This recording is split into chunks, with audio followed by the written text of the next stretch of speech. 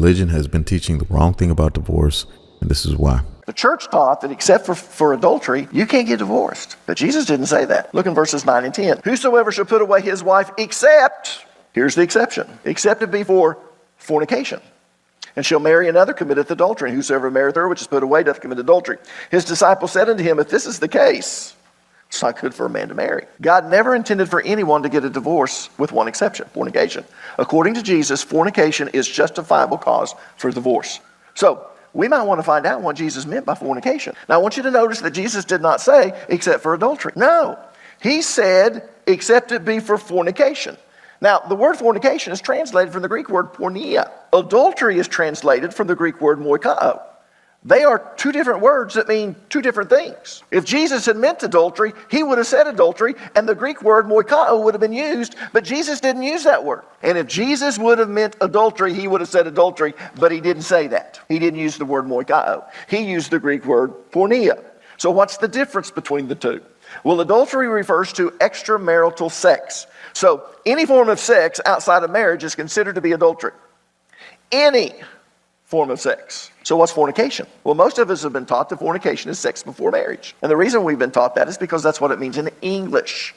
But the Greek word porneia covers much, much more than that. You see, porneia actually means licentiousness, which is a disregarding of accepted rules and standards. It means unrestrained, especially towards sexual sins, but not exclusive to sexual sins. When applied to marriage, it means a refusal to conform to covenant standards. Let me say that again because that's very important. If you're taking notes, you should write that down. It should be in the margin of your Bible.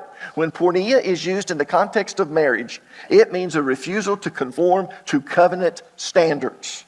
You see, generally speaking, the church has fostered the misconception that divorce is only justified if there's been some type of sexual sin. But people, that's not true. That's not what porneia means. In this context, the marriage context, porneia refers to a refusal to conform to the biblical standards of a marriage covenant. You see, God has laid down certain rules and standards for marriage.